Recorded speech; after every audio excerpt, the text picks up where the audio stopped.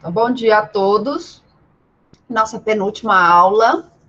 Hoje eu vou falar um pouquinho de direito de integração, falar das etapas da integração regional, falar de União Europeia, que é um assunto que talvez possa cair na prova de vocês, porque recentemente nós tivemos a saída do Reino Unido, da Inglaterra, e na verdade foi do Reino Unido, não é?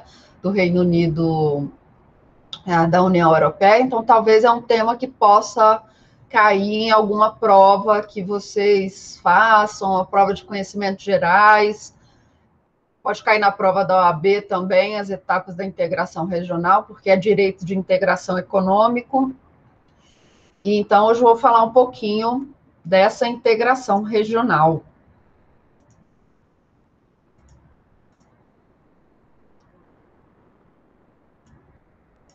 Ok.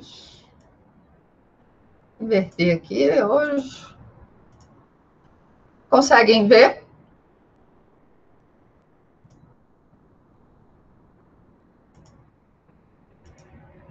Sim?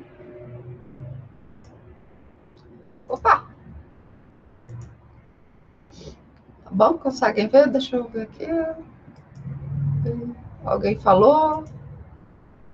Sim, sim, sim. Ótimo. Então, o que é esse direito da integração regional? Ele é um ramo do nosso direito que vai estudar esse processo de aproximação econômica dos países, tá bom? Então, é esse processo de aproximação econômica, de facilitação do comércio entre esses países, com o propósito de promover o desenvolvimento desse bloco. Vamos pensar num contexto de globalização. Nós estamos, então, nesse contexto de globalização. Nós sabemos que é muito mais fácil agora nós comprarmos determinados produtos do que antigamente. Então, isso também acirrou a concorrência entre os estados. Então, para facilitar e promover o desenvolvimento de determinado grupo, de determinada região do globo, os países se unem para que eles tenham mais força na competição internacional. Quando eu falo competição internacional, eu falo no comércio, tá bom?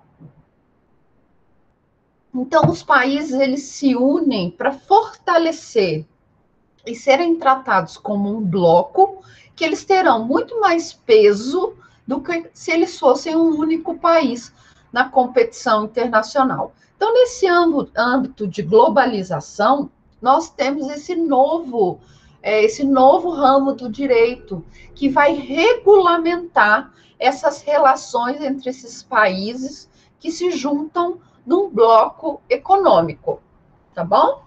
Ou vocês acham, por exemplo, que o Paraguai ele tem força de competição com, por exemplo, a Alemanha?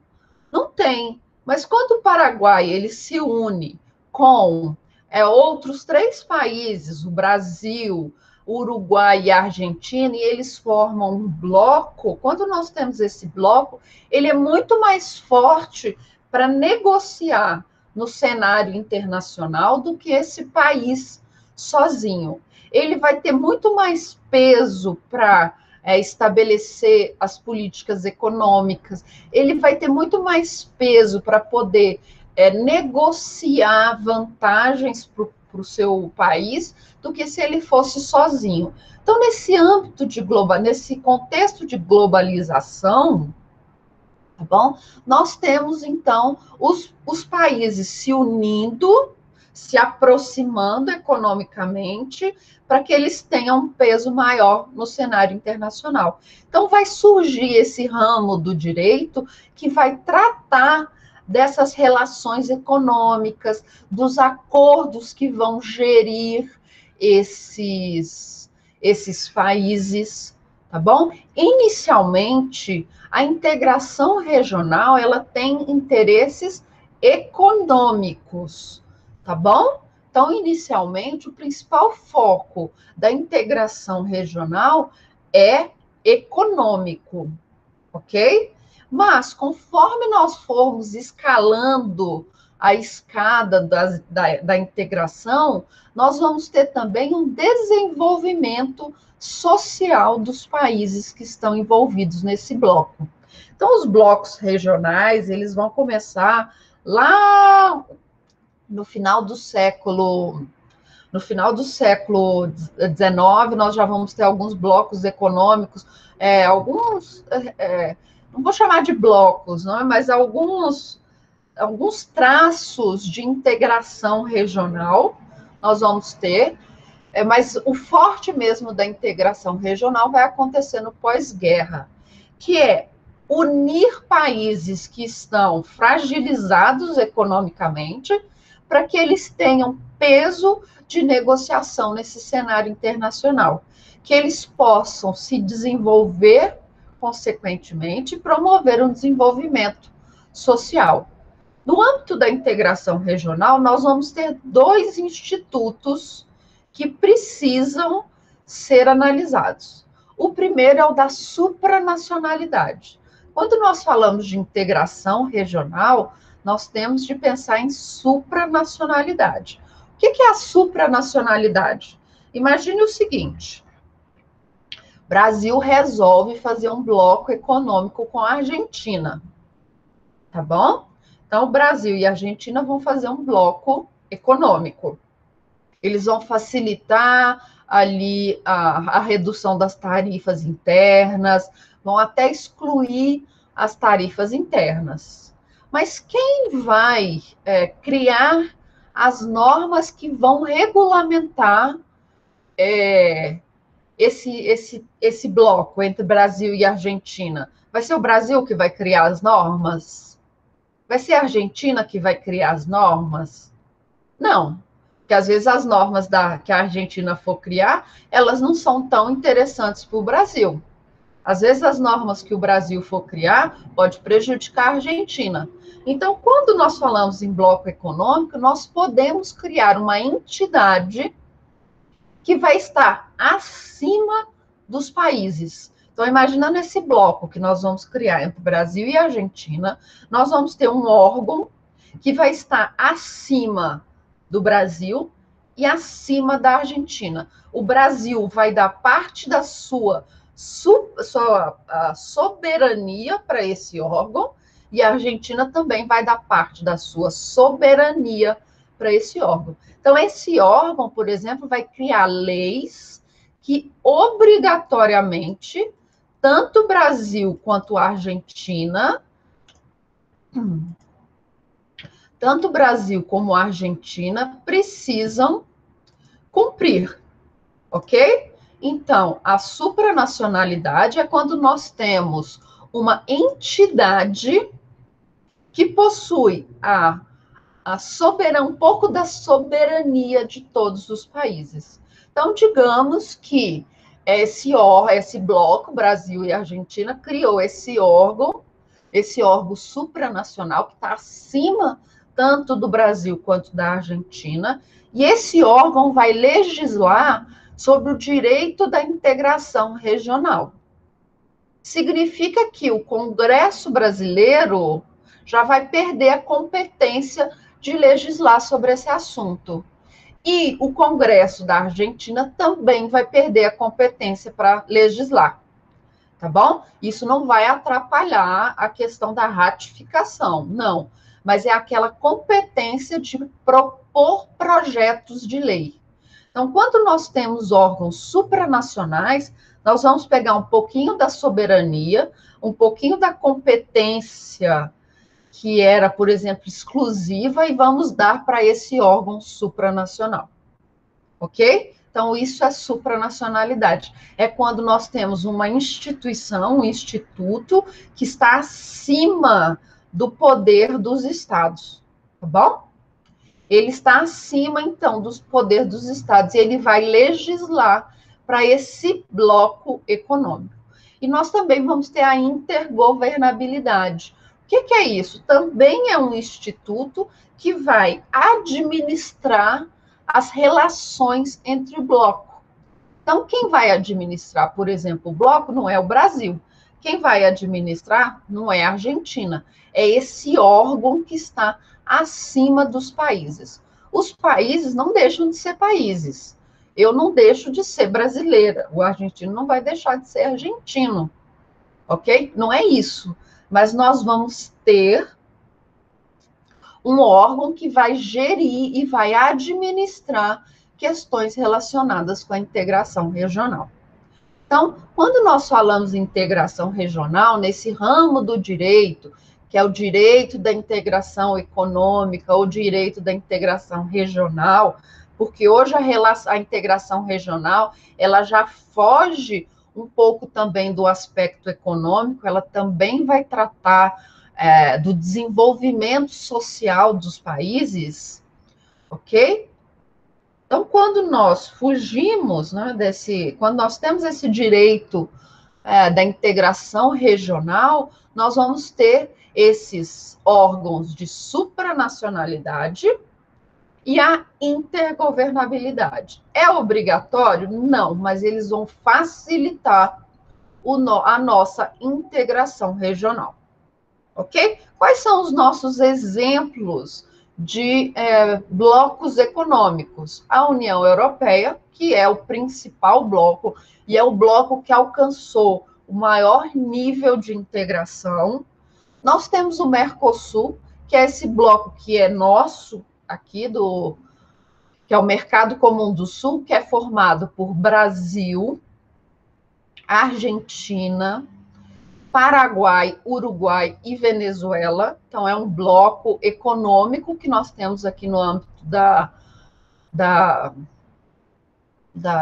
América do Sul. Nós temos a Unasul, que é um bloco político-social. Então, a Unasul não é um bloco econômico, ele é um bloco político que vai juntar os países da América do Sul.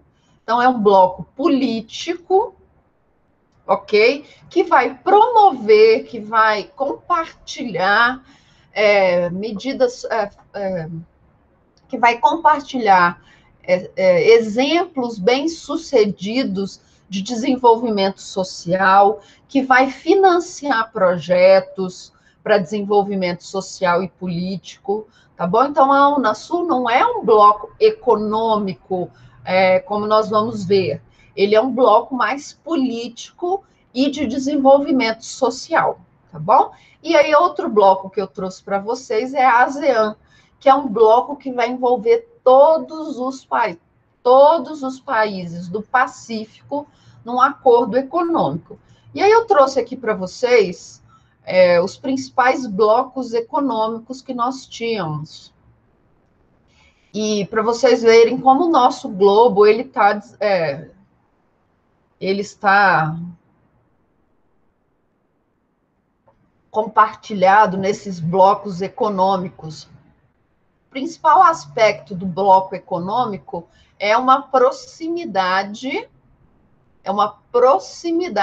física, uma proximidade geográfica. Então, por exemplo, nós temos a ASEAN, se nós formos olhar aqui no nosso mapa, a ASEAN é tudo isso que está de amarelinho, tá vendo? Tudo isso que está de amarelinho claro é o que nós chamamos de ASEAN, porque são os países que fazem aqui costa aqui do Pacífico, ok? Então, eles têm uma certa proximidade, então, física. Nós temos aqui o Mercosul, que está de verdinho, tá? Está de verdinho, nós temos essa aproximação. Nós temos ali o NAFTA, ok? Que é o NAFTA, são os países da América do Norte, que é o Canadá, os Estados Unidos e o México. Só que com o México, eles têm uma relação um pouco mais... Deixa eu autorizar aqui. Eles têm uma relação um pouco mais limitada do que em relação ao Canadá, ok? Com relação ao México, então, por isso que tem esse esse tracinho aí no México, mas ele faz parte do NAFTA. Ok? Nós temos a União Europeia ali de azul escuro, nós temos os países africanos que fazem parte da UMA. Então, os principais blocos econômicos são esses. E eles estão ligados pelo aspecto de proximidade, ok? Então, eles estão ligados com com a nossa proximidade. Aqui, se você olhar aqui no Brasil, aqui na América do Sul, você vai ver que tem um tracinho roxo, né? Essa aqui é a nossa Unasul, ok? Que é esse bloco político e social, tá? É a nossa Unasul, que foi uma proposta do presidente Lula, tá bom? A criação desse bloco econômico social chamado Unasul, tá bom? Foi uma proposta do presidente Lula, que foi muito bem aceita, que é vamos fazer então os louros devidos, que é um movimento político de grande, força aqui no, é que toda hora alguém entra e eu me perco, sabe? Opa, acabei atrapalhando aqui, desculpa, gente. Deixa eu ligar aqui meu aplicativo que fica mais fácil controlar. Então, vamos fazer os devidos louros, dar os devidos louros, não é? Ao presidente Lula, muita gente tem suas críticas, eu também tenho, mas a Unasul é um bloco econômico que tem peso aqui, na que tem peso aqui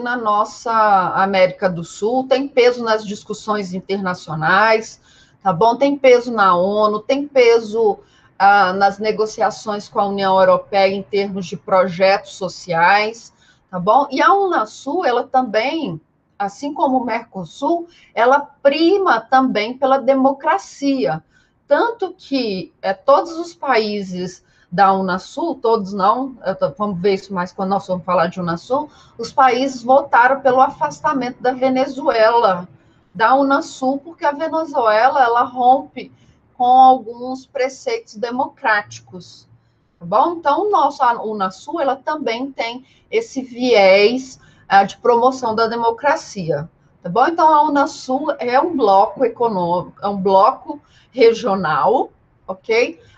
Que tem, então, peso no cenário internacional. Assim como o Mercosul, que negocia também com a União Europeia, nós temos um acordo, depois de 20 anos, esse acordo foi assinado com a União Europeia, então é um acordo do Mercosul com a União Europeia.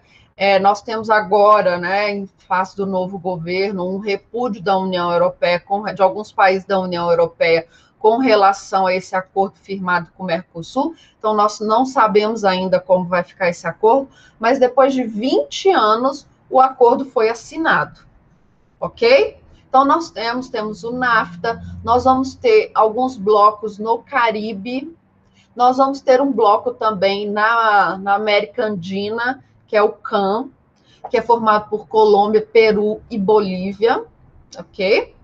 E nós temos vários acordos econômicos, blocos econômicos na África. Nós temos alguns dos países do Oceano Índico também. E são esses aí que eu trouxe para vocês darem uma olhadinha aqui no nosso mapa dos principais blocos regionais que nós temos no mundo, ok?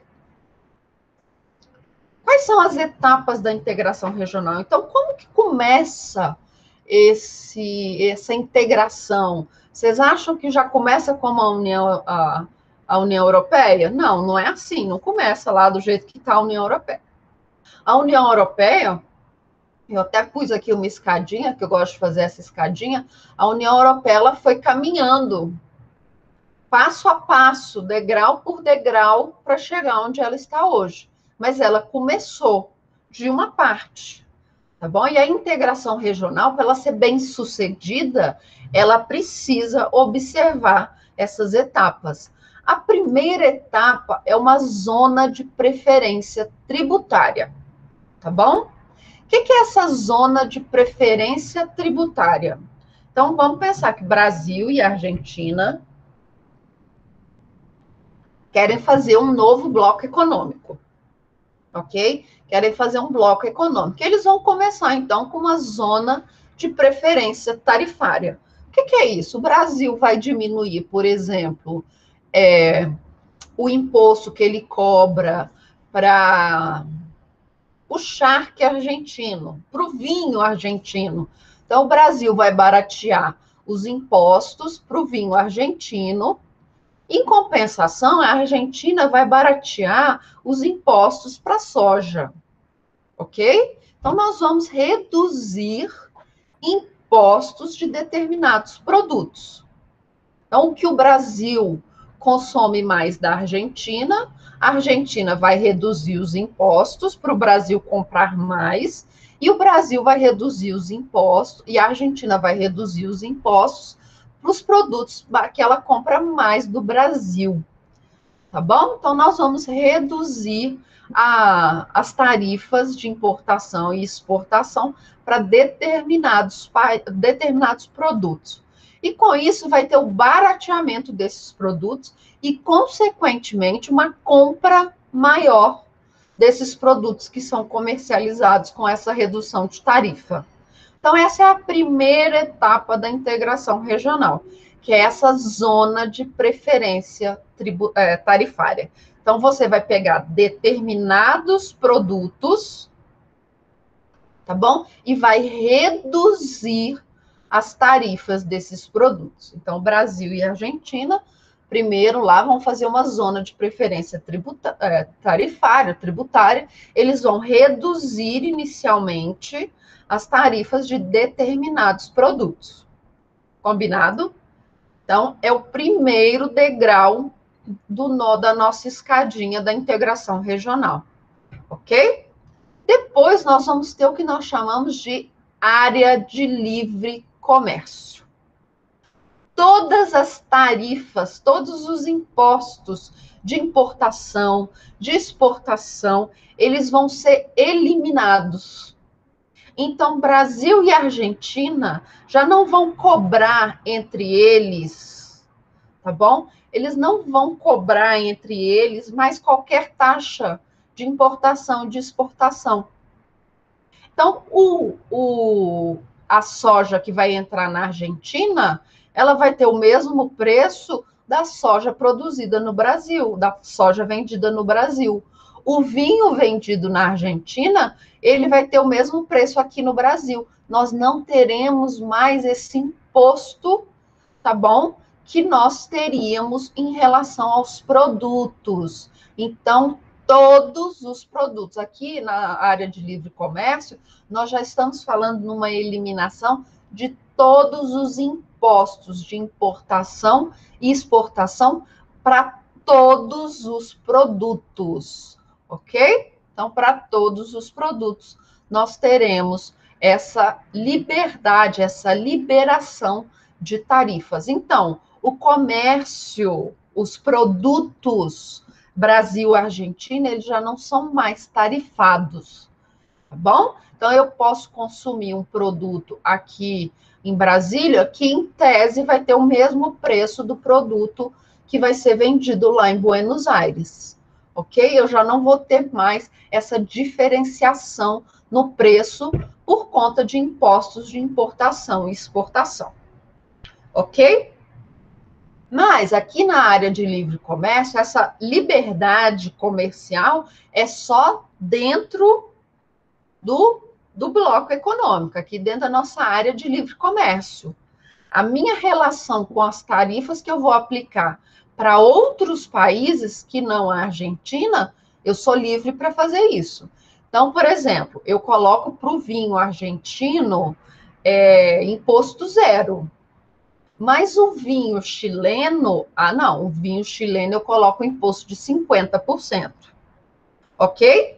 Então, aqui dentro da área de livre comércio, não vai existir taxa de importação e exportação, ou qualquer outro imposto que seja atrelado ao comércio, tá bom? Então, aqui dentro, nós não vamos ter esse imposto, ok?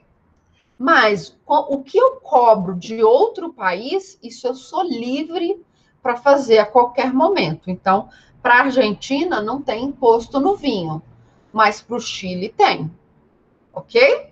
Aqui nós vamos ter, na área de livre comércio, uma mera relação comercial, tá bom? Então, aqui é para que esses países eles se tornem parceiros, para que eles facilitem o comércio entre eles e vendam entre eles, tá bom?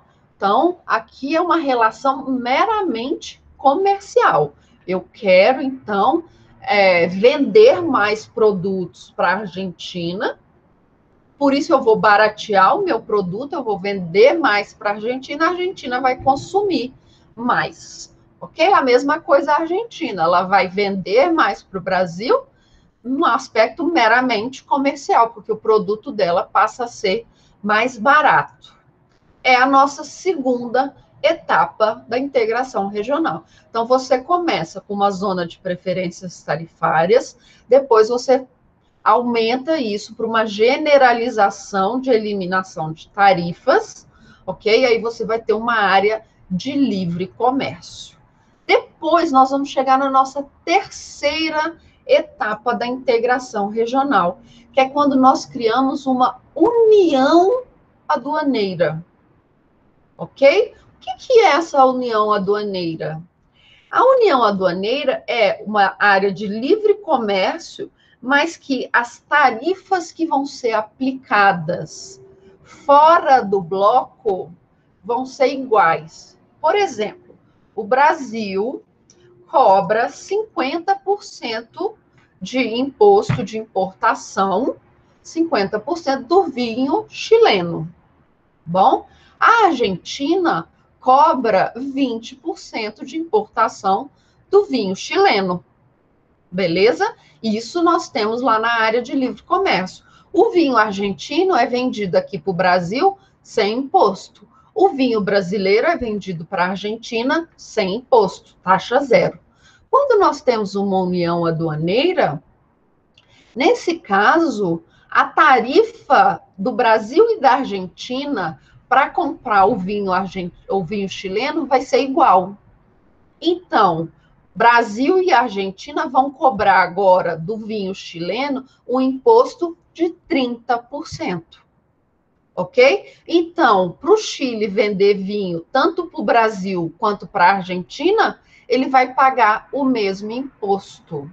Ok? Então, na união aduaneira, nós teremos a TEC, que é a tarifa externa comum. Então, aqueles países que fazem parte do bloco, eles já vão aplicar uma tarifa de imposto igual, ok? Então, na união aduaneira, eu vou ter a eliminação das tarifas internas, tá bom? Vai ser livre, já não vai ter mais nenhuma exceção. E no âmbito externo, o comércio desse bloco com o âmbito externo vai ser regulamentado. Então, agora, Brasil e Argentina vão ter uma relação, uma tarifa externa igual. Então, tanto faz para o Chile comercializar o vinho dele com a Argentina, como com o Brasil. Ele vai pagar a mesma taxa de importação. Tá bom? Então, na união aduaneira, que é o nosso terceiro degrau da integração regional, nós vamos ter uma livre circulação de mercadorias entre os países que fazem parte do bloco, e eles vão negociar uma tarifa de importação e uma tarifa de exportação igual, tá bom? Dentro do bloco. Então, Brasil e Argentina vão cobrar os mesmos impostos para a importação do vinho chileno. tá bom? Então, eles fazem isso, eles igualam, uniformizam as suas taxas os seus tributos de importação e exportação, ok? A quarta etapa é a do mercado comum. No mercado comum, nós vamos ter, além da livre circulação de produtos, nós também vamos ter a livre circulação de mão de obra, de serviço e de capital. Quer dizer que vai ser muito. Eu posso investir tanto no Brasil como na Argentina, que eu vou ter a mesma rentabilidade. Tá bom? Eu posso mudar para a Argentina e trabalhar na Argentina tranquilamente, sem nenhum problema. Eu não vou precisar de um visto especial para poder trabalhar na Argentina. Basta eu ir até lá, pegar a minha meu passaporte dizendo que eu sou desse bloco, que eu posso ser contratada regularmente. Eu posso viver na Argentina sem precisar me preocupar com visto, ok? A partir do mercado comum, eu já vou ter uma política comunitária. Já não é mais um acordo meramente comercial. Agora já é uma política que vai tentar igualar o nível social desses dois países. Por quê? Porque o trabalhador brasileiro, ele vai poder trabalhar lá na Argentina. O trabalhador argentino também vai poder trabalhar aqui no Brasil. Então, nós precisamos igualar as condições de trabalho desses nacionais. Bom, então no mercado comum, nós já temos políticas sociais. Então, nós saímos daquele aspecto totalmente econômico e já partimos para um desenvolvimento social. Aqui nós vamos ter uma concorrência plena entre as economias da Argentina e as economias do Brasil, ok? Então, esse é o mercado comum, que é o nosso quarto degrau. E o último degrau da integração regional é a união econômica e monetária. É quando a integração dessas economias de Brasil e Argentina, a integração já é tão forte que vale a pena ter uma única moeda, porque vai facilitar ainda mais essa troca comercial. Você vai ter uma única moeda, ok? Então, você já chegou num nível que as economias estão plenas, elas concorrem de forma atualizada, justas, e o comércio dentro desse bloco é tão forte que vale a pena você ter uma única moeda, ok? Então, quando você fala em uma moeda única, você também vai ter um banco central único, uma entidade supranacional que vai regulamentar as normas monetárias desse bloco econômico. Tá bom? Então, você passa a criar um banco central do bloco, que vai ser uma entidade supranacional, que o Brasil vai dar um pouco da sua soberania para esse banco, a Argentina vai dar um pouquinho da sua soberania para esse bloco, e agora esse bloco vai tratar de matérias relacionadas à moeda que circula no bloco. Então, a última etapa e a etapa final da integração regional vai ser essa união econômica e monetária. Alguns autores vão falar que, além da união econômica e monetária, nós teríamos uma sexta etapa, que seria a etapa da federalização. O que é essa federalização? Não é? Esses países que fazem parte de um bloco, eles agora não seriam nem mais países, eles fariam parte de um todo, ok? Eles seriam estados federados, com estados com alguma autonomia, mas que fazem parte de uma entidade só. Então, você não teria mais o brasileiro, o argentino, você teria esse bloco, tá bom? Brasil e Argentina iriam regulamentar pouquíssimas coisas, porque o bloco em si seria, então, o ente principal. Então, nós teríamos uma federalização desses países, tá bom? Porque a federalização nada mais é do que estados com certa autonomia, mas submetidos a uma entidade central, que é o que aconteceu lá nos Estados Unidos, quando os Estados Unidos pediram a independência da Inglaterra. Pediram não, né?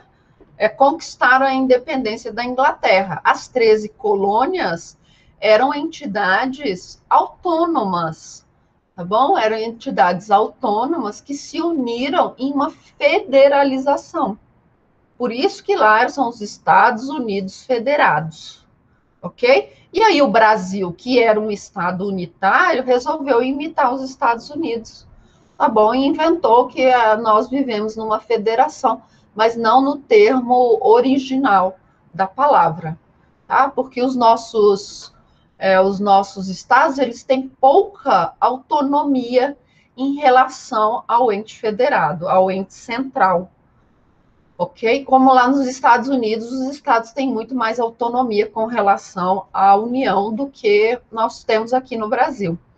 Então, a sexta etapa da integração seria essa federalização, tá bom? Então, vocês podem encontrar em alguns doutrinadores essa sexta etapa, que é a da federalização. Mas nós vamos para os clássicos, então, que vão falar que a quinta e última etapa, a etapa vitoriosa, é essa etapa da união econômica e monetária, tá? Vamos falar, então, da União Europeia, que é o nosso exemplo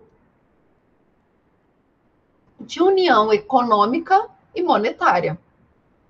É o exemplo que nós temos mais bem sucedido de integração regional, até hoje, não é? Nós não sabemos como vai ser ano que vem. Mas até hoje, ela é o nosso modelo que passou de uma zona de preferência tarifária, depois foi para uma união aduaneira, depois para o mercado comum, ok? E chegou na união monetária e econômica, tá? Então, nós temos a União Europeia, que passou por todas as etapas da integração regional, tá? Como que surge a União Europeia? Nós temos que pensar na União Europeia lá no final da Segunda Guerra Mundial. A Europa está devastada. Nós temos o Plano Marshall, que é um plano de injeção de recursos dos Estados Unidos na União Europeia para a recuperação na União Europeia da Europa, a recuperação da Europa. Então, você tem uma quantidade imensa de capital sendo injetado nos países, os países completamente destruídos que precisam se recompor, se reerguer. Eles precisam promover novamente o comércio.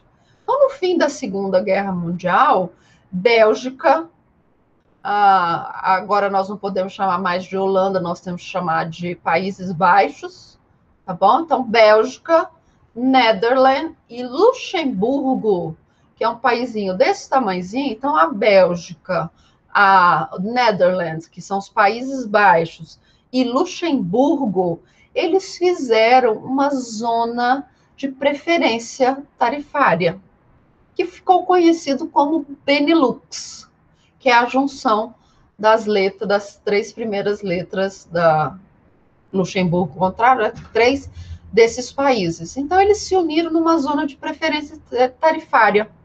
Para quê? Para facilitar o comércio entre os três, porque estão os três juntos, um do lado do outro. São três paizinhos muito pequenos que foram devastados na guerra. Então, eles precisavam se recompor, eles precisavam facilitar o comércio entre eles. Porque imagina, a Bélgica, por exemplo, podia produzir um produto que era necessário lá em Luxemburgo. Luxemburgo podia produzir determinado produto que era importante nos Países Baixos. Então, eles precisavam facilitar essa troca comercial. E essa troca comercial foi muito bem sucedida, tá bom? Essa troca comercial foi muito bem sucedida e chamou a atenção da Alemanha, e também chamou a Alemanha, nós vamos ver que determinado momento é a Alemanha Ocidental, tá bom? Então, chamou a atenção da Alemanha Ocidental e da França, que são historicamente inimigas, tá bom? Então, a Alemanha e a França, elas são historicamente inimigas, elas já estão envolvidas em guerra há muitos e muitos séculos.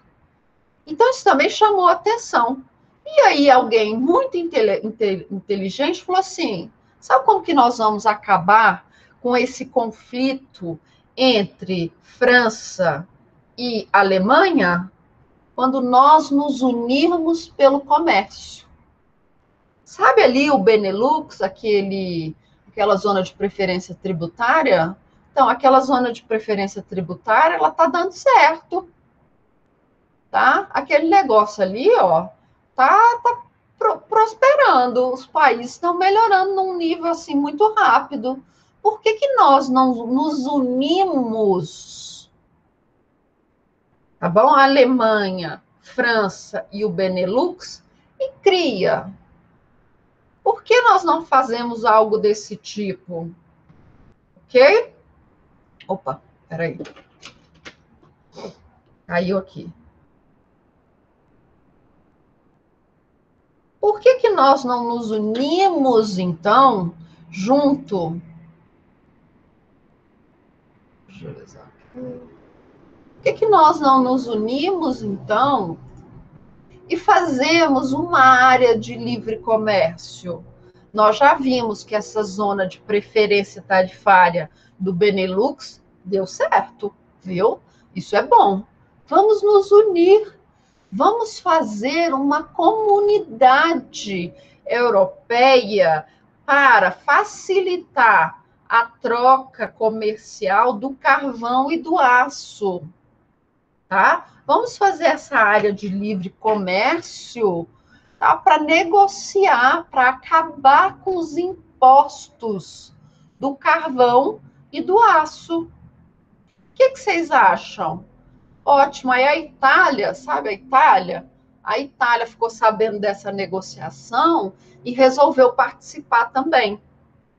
Então, nós criamos ali a SECA, que é a Comunidade Europeia do Carvão e do Aço, que foi a primeira, então, o brotinho ali da Europa, como nós conhecemos hoje, da União Europeia, e ficou chamada de Europa dos Seis, que nós tínhamos os 3 países do Benelux, a Alemanha, França e a Itália. Então, eles criaram uma área de livre comércio, tá bom? Essa área de livre comércio, tirando os impostos inicialmente do carvão e do aço, tá bom? Tirando então os impostos do carvão e do aço, e aí eles foram estendendo a retirada de impostos, tá bom? Eles foram tirando então os impostos de diversos outros produtos. Isso foi em 52.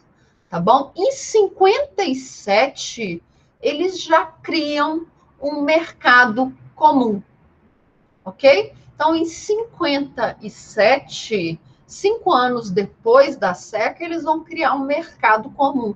Eles vão tirar todas as barreiras tarifárias entre os produtos, tá bom? Então, eles vão eliminar as barreiras tarifárias entre os produtos, eles vão facilitar a transição de pessoal. Então, o alemão podia ir trabalhar na França tranquilamente, O luxemburguês podia ir trabalhar na Alemanha sem se preocupar. Então, em 57, quando eles já tinham eliminado todas as barreiras tarifárias lá da SECA, eles criaram o Mercado Comum Europeu, ou Comunidade Econômica Europeia, tá bom? Foi nessa Comunidade Econômica Europeia, por exemplo, que foi criado o regulamento que nós tratamos na aula passada, quando nós falamos de proteção ao consumidor, tá bom? Então, foi criado na época dessa Comunidade Econômica Europeia, que era o Mercado Comum Europeu. Então, ali você tinha o livre trânsito de serviços, capital, produtos e pessoas. Então, uma empresa, digamos, uma empresa da Alemanha podia prestar um serviço na França sem qualquer problema, sem pagar nada a mais por isso, ok? Então, você tem aqui esse livre comércio, essa livre circulação de pessoas, de capital e de produtos, no que ficou chamado, lá no final da década de 1980, de Europa dos 12, porque começou o primeiro processo de expansão para outros países. Bom, o primeiro país que entrou na Comunidade Econômica Europeia, depois dos 6, foi a Inglaterra, em 73. Junto com a Inglaterra entrou a Irlanda, tá bom? Então, junto com a Inglaterra entrou a Irlanda. Depois entrou a Dinamarca, a Grécia, a Espanha, Portugal, ok? Isso em 86. Então, foi o primeiro processo de expansão da União Europeia para o que ela é hoje. Isso ficou chamado, então, como Europa dos 12. Então, se vocês forem ler algum material e tiver lá a Europa dos 12, vocês sabem que é esse primeiro grande processo de expansão da União Europeia, tá bom? Na época chamada de Mercado Comum Europeu ou Comunidade Econômica Europeia. Em 1991, foi assinado o Tratado de Maastricht. O Tratado de Maastricht, Maastricht é uma cidade na Holanda, o Tratado de Maastricht, ele vai subir uma etapa na nossa integração regional, na Europa. Então, do mercado comum europeu, você vai ter uma união monetária e econômica. Bom, então, em 1991, eles dão o start para o euro, para o Banco Central Europeu. Então, nós vamos ter, em 1991, o fortalecimento do bloco e a criação de políticas econômicas comuns que vão dar origem ao euro. O euro vai entrar em vigor em 2002, tá bom? Então, não foi de um dia para o outro. Você teve aí 11 anos para maturar as políticas econômicas para você poder lançar uma moeda única, tá bom? E aí, em 95, nós tivemos mais uma expansão, que foi a entrada da Suécia, da Finlândia e da Áustria, ficou conhecido como Europa dos 15. Então, em 2002, o euro entrou em circulação. Nem todos os países da União Europeia adotam o euro. A Inglaterra, ela optou por manter a Libra. Por quê? Porque a Libra já foi a principal moeda de circulação do mundo.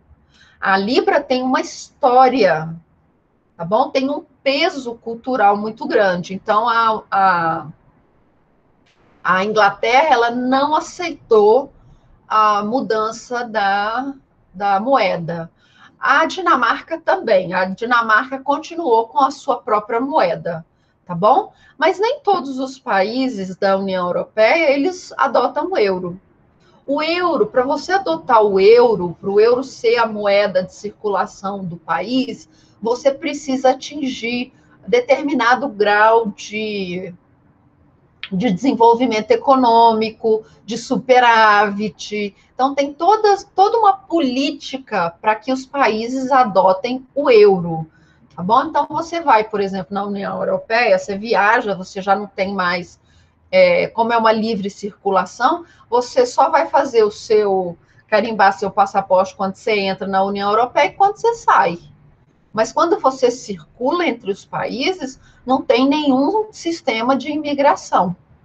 Tá? Então, quando você vai, por exemplo, de determinado país e você chega lá na Hungria, por exemplo, você vai ter que fazer o câmbio, porque a Hungria ainda não adotou o euro, porque a República Tcheca também não adotou o euro, porque eles têm moedas ainda, eles não têm o superávit necessário, eles ainda têm um determinado grau de inflação. Então, tudo isso ajuda para você adentrar a zona do euro ou não, tá bom?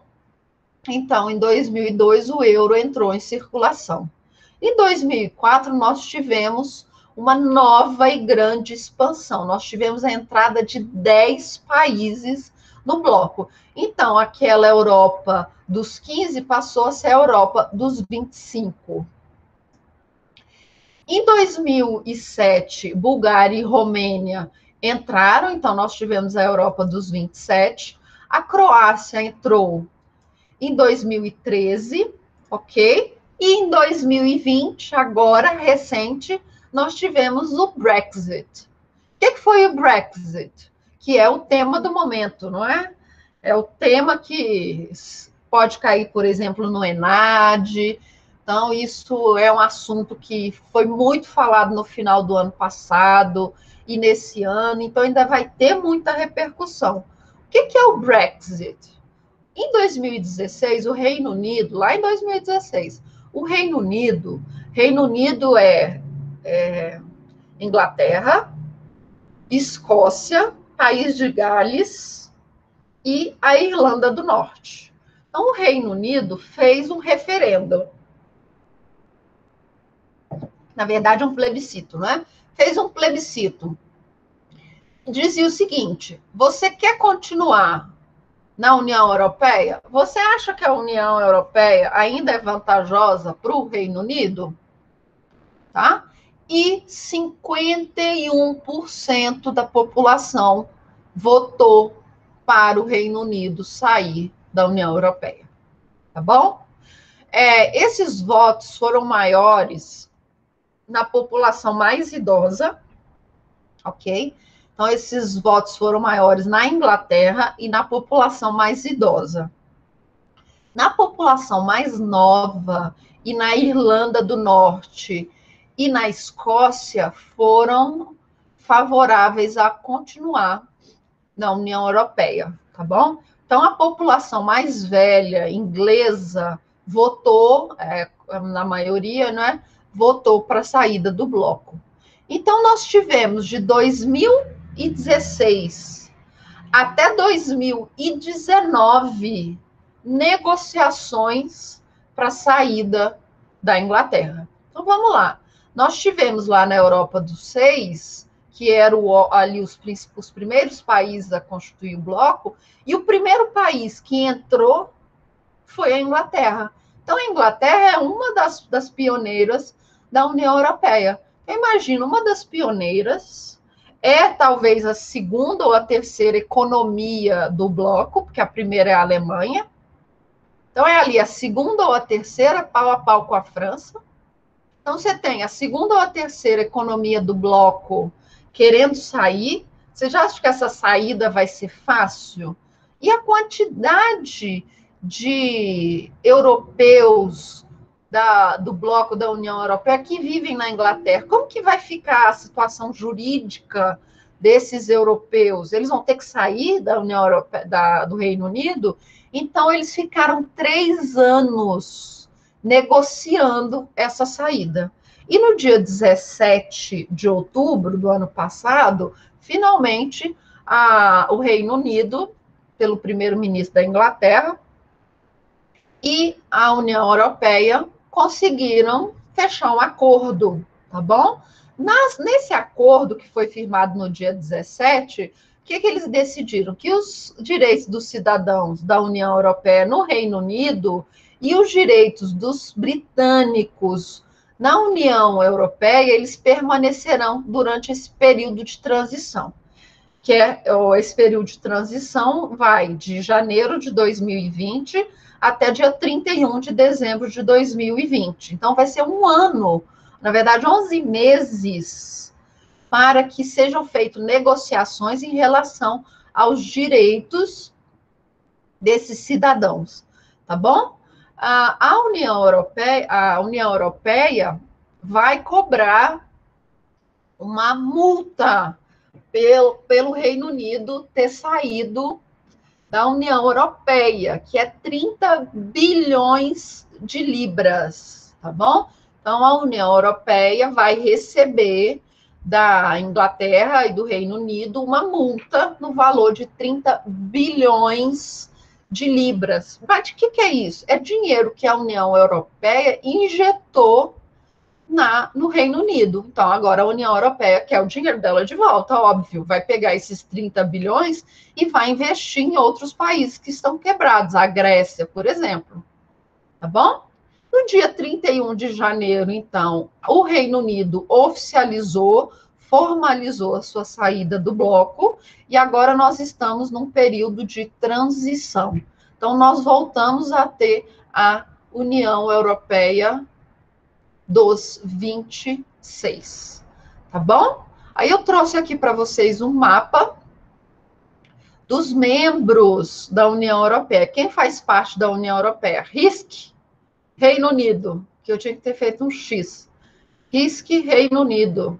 Quem são os candidatos a fazer parte do bloco? Tá? A Macedônia, que fica aqui em cima da Grécia, tá bom? A Macedônia quer fazer parte.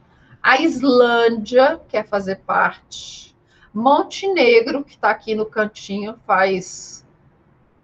olha para frente e vê a Itália, tá bom? A Sérvia e a Turquia. A Turquia nunca vai ser parte da União Europeia, porque eles têm um problema sério de imigração, e a União Europeia não quer, ok? Então, aqui um dos problemas é a questão da imigração. Então, a Turquia, eles não estão aceitando. Tá? E quem deve entrar no bloco o quanto antes? A Albânia está aqui do lado da Grécia, tá bom? A Bósnia, Bósnia e Herzegovina, que é o nome, e Kosovo. Então, esses são provavelmente os próximos países que vão entrar na zona da União Europeia. E aí, quando eles entrarem na zona da União Europeia, eles vão receber financiamento, ajuda por parte da União Europeia, vão estabelecer determinadas políticas para eles também poderem usar o euro, ok? Então, esses aqui são os nossos membros. Quais são as nossas instituições? Quais são as instituições com caráter supranacional? Então, quais são as instituições da União Europeia que estão acima dos Estados? Tá, são 7. Primeiro é o Conselho Europeu, que é o principal órgão da União Europeia, tá bom? Então, o principal órgão aqui, que é composto por chefes de estados, ministros, tá bom? Esse aqui é o principal órgão da União Europeia, o Conselho Europeu. Depois nós temos o Parlamento Europeu, que é realmente um parlamento, gente. Não é que nem o parlamento do Mercosul, que nós vamos ver que não serve para nada. Aqui nós temos, sim, um parlamento que vai criar normas, ok? Normas que vão valer para todo o bloco. E essa foto aqui que eu coloquei para vocês é o do Parlamento Europeu, tá bom? Nós vamos ter o Conselho da União Europeia, que vai aprovar a legislação que é submetida pelo parlamento e vai coordenar, como se fosse um bloco administrativo, ok? Nós temos também a Comissão Europeia, que também é um bloco administrativo, que vai executar tudo que o Conselho Europeu determinar, ok? Nós temos o Tribunal de Justiça da União Europeia, então é um tribunal que decide todos os estados, todos os países devem obedecer. Nós temos o Banco Central Europeu, que é esse que vai regulamentar a política econômica, e nós temos um Tribunal de Contas Europeu, que vai aprovar ou rejeitar as contas, tá bom? Desse todo emaranhado que é a União Europeia, ok? E aí eu trouxe uma observação que se você encontrar algo chamado Conselho da Europa, não tem nada a ver com a União Europeia. O Conselho da Europa é uma organização internacional independente que vai tratar de medidas de democracia, de desenvolvimento social, tá bom? Então essa é a nossa União Europeia, que é o nosso principal bloco econômico, Então, é a União Europeia que chegou no maior estágio de integração, que é a integração econômica e monetária, com a aplicação de uma moeda única, uma moeda forte, que faz contraponto com a Libra e com o dólar americano. Então, nós temos a União Europeia com todas essas etapas de integração. Alguma dúvida em relação ao processo de integração? Na semana que vem eu quero falar sobre Mercosul, ok? Algumas iniciativas aqui no nosso âmbito regional. Então, Unasul, eu quero falar um pouquinho mais da Unasul. Vou falar de Mercosul, Unasul, ALAD, que é o que nós temos aqui. E aí, terminou o nosso conteúdo. Aí depois só prova. Alguma dúvida, pessoal? Alguma dúvida? Nenhuma? Então, vou fazer igual eu faço todo dia, né? Nada mais havendo a tratar. Vou encerrar os trabalhos antes, porém, convocando aula online para o dia 29. Nossa última aula, ok? Vamos fazer uma festinha. Fale para a Eliane trazer bolo. Vamos fazer uma festinha, nossa última aula, que depois é prova. E quem passou, passou, e férias. Quem não passou vai ficar de recuperação. Ok? Então, já que não temos dúvidas, um beijo a todos. E até semana que vem. Não esqueçam o bolinho, tá? Nós vamos fazer uma festinha, todo mundo com a câmera ligada, todo mundo comendo um bolinho, tomando um cafezinho, um refri, que é a nossa última aula mesmo, e depois é prova, tá bom? Férias, Sandy, uhul! Ó, férias é bom para você descansar, ficar em casa, tá bom? Para ficar em casa, não tem nada melhor do que férias para ficar em casa. Um beijo para todos.